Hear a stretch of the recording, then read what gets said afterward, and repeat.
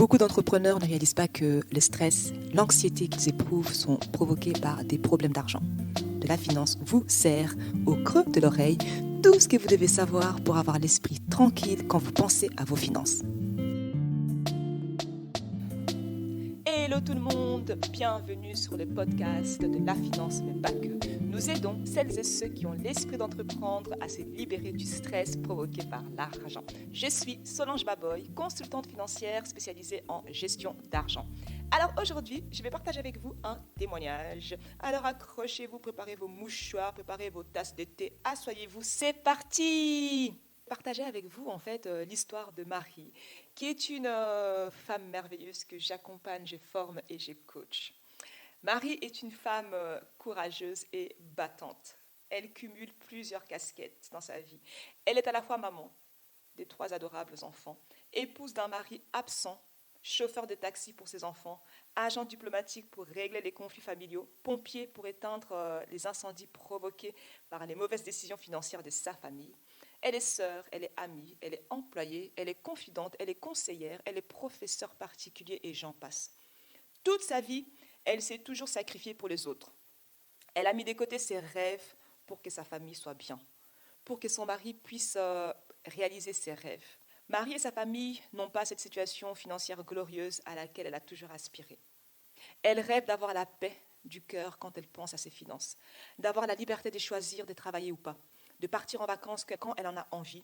Elle aimerait faire le tour du monde, Marie. Elle commencerait par l'Australie. Elle se voit déjà sur les belles plages, la nature, loin du stress quotidien qui l'oppresse actuellement.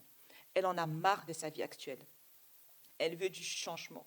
Elle aimerait se lancer en entrepreneuriat pour mieux gagner sa vie et ainsi vivre et ne plus juste se contenter de survivre. Mais elle ne s'y connaît pas du tout en entrepreneuriat et elle ne connaît personne dans son entourage qui est entrepreneur. Il y a quelques mois, elle discutait avec sa belle-sœur qui vit en Afrique. Sa belle-sœur lui dit « Ah, tu sais Marie, ici, les champagnes de bonne qualité manquent. Ce sont souvent des faux champagnes qui se vendent partout. Je connais énormément de personnes qui sont prêtes à payer 100 € la bouteille. Lançons un petit business autour de ça. Voilà, envoie-moi 100 bouteilles de champagne. » Marie s'est dit « Waouh, super! En voilà une belle opportunité pour avoir des revenus complémentaires, pour pouvoir offrir des vacances à ses enfants. » Elle prend toutes les économies qu'elle avait mis des années à constituer et elle court vite acheter des 100 bouteilles et elle les envoie à sa belle-sœur, s'attendant à recevoir en retour au moins le double de ce qu'elle avait dépensé. Les champagnes arrivent à la destination, mais zéro vente. Du coup, Marie inquiète, elle contacte sa belle-sœur pour avoir un peu de nouvelles. Oh, sa sœur commence à bégayer. Oh, en fait, les gens disent que c'est trop cher et ils veulent les acheter à maximum 50 €, etc. À l'heure où je vous parle, Marie, elle n'a toujours pas récupéré sa mise et aucun retour sur son investissement. Elle n'a plus d'économie du tout et elle est dans des galères financières incroyables. Elle vit dans le stress en permanence. Elle se demande sans cesse comment elle va faire si une grosse urgence se pointait et si elle perdait son travail. Si Marie était venue me trouver avant de se lancer dans son aventure entrepreneuriale, voilà ce que je lui aurais dit. L'entrepreneuriat, ce n'est pas un jeu. On ne se lance pas sans une bonne stratégie. On ne va pas en guerre avec un cure-dent. Il y a un adage russe qui dit la chose suivante. Les hommes sont des menteurs, seuls les chiffres disent la vérité. En fait, ce qui s'est passé, c'est que Marie a fait confiance au dire de sa belle-sœur.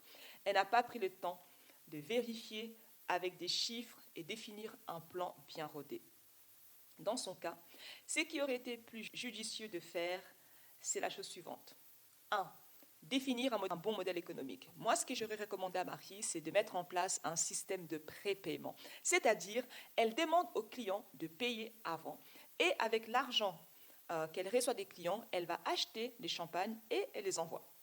Ensuite, 2, ce que j'aurais préconisé pour Marie, c'est de faire un budget. Voilà à quoi aurait ressemblé son budget. Achat de champagne, 40 fois 100, donc 4 000 €. Frais de transport et d'emballage, disons que le prix moyen pour les frais d'emballage, c'est 10 €.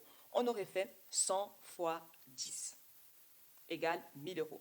Donc total, pour la partie coût, on aurait eu 5 000 €. Ensuite, au niveau donc des ventes, donc au niveau des revenus, on aurait eu 100 fois 100, c'est-à-dire 100 bouteilles de champagne pour un prix des ventes de 100 euros. Donc là, on a 10 000 euros. Et donc le bénéfice pour Marie, c'est 10 000 euros moins 5 000 euros, ce qui nous donne un bénéfice de 5 000 euros.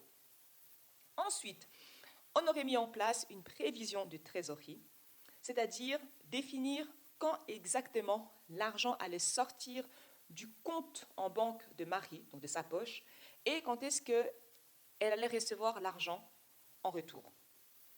Et là maintenant, Marie, elle a un énorme trou dans sa trésorerie. Elle vit dans l'angoisse parce qu'elle n'a pas d'économie.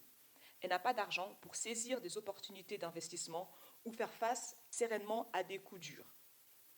Oui, on fait tous des erreurs, mais ce qui est bien avec Marie est qu'elle est venue demander de l'aide. Elle est venue me trouver pour avoir de l'aide car elle en a plus qu'assez et ne veut plus continuer à vivre stressée, angoissée quand elle pense à ses finances. On a d'abord fait un bilan de sa situation financière actuelle et de son money mindset. Ensuite, on a clarifié quelle est la situation idéale qu'elle aimerait avoir et pourquoi. Et puis, on a établi un plan pour l'aider à l'atteindre. Et là, je l'accompagne dans l'exécution de ce plan. Il n'est jamais trop tard pour commencer à prendre soin de ses finances et changer son futur financier. Quand tu suis ces étapes que je viens de partager, c'est-à-dire la phase de préparation où tu travailles ton money mindset, où tu apprends à te connaître, à connaître la vérité sur l'argent et que tu définis ton pourquoi, ton rêve, ta mission, ta vision, tes objectifs. Ensuite, la phase d'exécution, tu mets en place des stratégies de bonne gestion financière, c'est-à-dire 1, les modèles économiques, 2, tu fais un budget d'exploitation et 3, tu mets en place une prévision de trésorerie, tu es paré pour réussir financièrement dans ton business. Tu ne compteras pas au nombre de business qui font faillite parce que tu auras bien géré ton argent. Et là, tu peux vraiment gagner de l'argent en faisant ce que tu aimes. Ces 2 phases vont t'aider à réussir financièrement dans ton business. Tu viens d'entendre les témoignages, l'histoire de Marie. Ce que j'aimerais bien que tu fasses, c'est aller dans le groupe Facebook de la finance, mais pas que, et mettre un post pour me dire comment est-ce que toi, tu aurais procédé à la place de Marie. Voilà, c'est tout.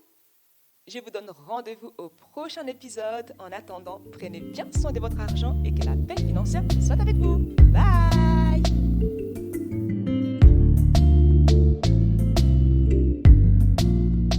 Pour que l'argent ne soit plus une source de stress, apprends à le gérer grâce à de la finance.